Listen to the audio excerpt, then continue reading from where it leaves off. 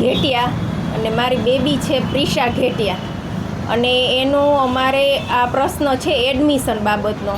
અમે મેડિકલમાં એડમિશનની પ્રોસેસ હાલે ને એમાં મેં 8 ઓક્ટોબરે મેં એડમિશન લીધેલું, એડમિશન ફી ભરેલી। આયુર્વેદિક કોલેજ છે સિદ્ધેશ્વર હનુમાન, સુરેન્દ્રનગર જિલ્લો વઘાડા ગામ અને તાલુકો ડસા, અને એમાં એ ફી ભરેલી। અને અમને એમ કે આગળના રાઉન્ડ રાખવા માટે અમારે આ ફી ભરવી પડશે, એટલે અમે આગળના રાઉન્ડમાં રહેશું। અમને એ જાણ નહીં કે આ ડોક્યુમેન્ટ જમા ન કરવાના હોય।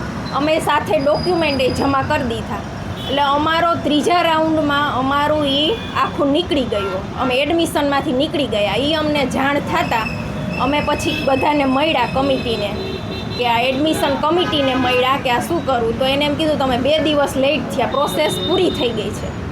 હવે આ પ્રોસેસ પૂરી થઈ ગઈ છે, એ નિયમ કંઈ અમને પૂછીને કોઈએ કર્યા નહોતા આ નિયમ, અને આ પ્રોસેસ ભૂલ તો ગમે એ માણસોથી થાય। અમે ત્યાર પછી કેટલી રિક્વેસ્ટ કરી કે આનું માટે શું કરવાનું એડમિશન કેન્સલ માટે। ત્યાર પછી એની કોલેજોના 8 રાઉન્ડ બહાર પડ્યા, આયુર્વેદિક હોમિયોપેથિક કોલેજના 8 રાઉન્ડ પડ્યા, ફેબ્રુઆરી સુધી રાઉન્ડ બહાર પડ્યા, અને અમે નવેમ્બરમાં આની રજૂઆત કરી દીધી હતી। એની કોલેજોની સીટું ખાલી રહે એના રીઝનના અમને ફસાવે છે આવડા એડમિશન ફી માટેથી। ફી 2.5 લાખ રૂપિયા અમે ફી ઓલરેડી ભરેલી છે, અને એની ટોટલ ફી 25 લાખ છે। એટલે એ કોલેજવાળાનું એવું કહેવું છે કે મારી સીટ ખાલી રહે છે, મારી સીટ ખાલી રહે એની ફી કોણ ભરપાઈ કરે। તો એના હાટુથી કોઈ ધંધા, તો આ જ ધંધો સારો ને, ગમે એ માણસોને ગમે એ થાય તો એનું નુકસાન જ નહીં। અને એ લોકો પહેલાં તો એમ જ કીધું કે અમારી ફી આ ખાલી રહે એ સીટની ફી આપવાની, એમ 25 લાખ આની ટોટલ ફી છે।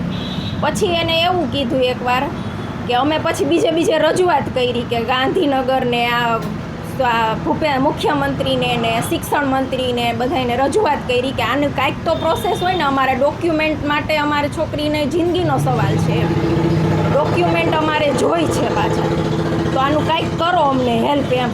તો કોઈનું એ ટ્રસ્ટી પ્રિયંક વ્યાસ કરીને છે, એ ટ્રસ્ટી કોઈની વાત સાંભળવા તૈયાર જ નથી। એટલે એને પછી એવું કરી નાખ્યું કે હવે આ પ્રોસેસ એમાંથી જ થઈ નહીં કે તમે પહેલી વાર મળવા એને ગયા તો એને એમ કીધું કે 1.5 વર્ષનું માસ્ટર સમજીને તમે 5 લાખ આપો એટલે પૂરું થાય ફી। પછી આ બધાએ આ પાસેથી કાંઈ કાર્ય ન થયું, અમે પાછા છેલ્લે મળવા હમણાં ગયા તો એને હવે પછી એમ કીધું મેં આવું કાંઈ બોલ્યું જ નથી, 7.5 આપવાની તમારે, અડધી ફી 7.5 લાખ ઓલરેડી અમે અઢી આપેલી છે, એટલે 10 લાખ। ભાઈ અમારી પાસે પૈસા હોય તો અમે પહેલાં જ ન દઈ દીધા હોય? આ વરહ બગાડવું મારી છોકરીનું કોઈ વાત ન માને, કોઈ શોખ તો ન હોય? આટલા રૂપિયા દેવા કરતાં તમારે આ મિડલ ક્લાસને જીવ દેવો સારો। અને આની જમીને અમે હાલો વેચી, પણ કાંઈક મારી છોકરીનું ડોક્યુમેન્ટ થતા હોય કે ભવિષ્ય થતું હોય તો હું કાંઈક વેચીને કરી શકું, વગર આ મારા ડોક્યુમેન્ટ લેવા મારે આટલા રૂપિયા દેવાના।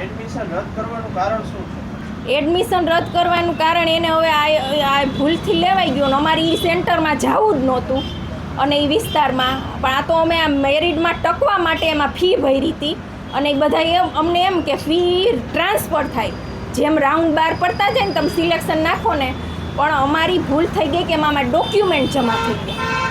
એ ભૂલના કારણે અમારે આટલું એમ, હવે એને આયુર્વેદિક લાઈન જ નથી લેવી। અને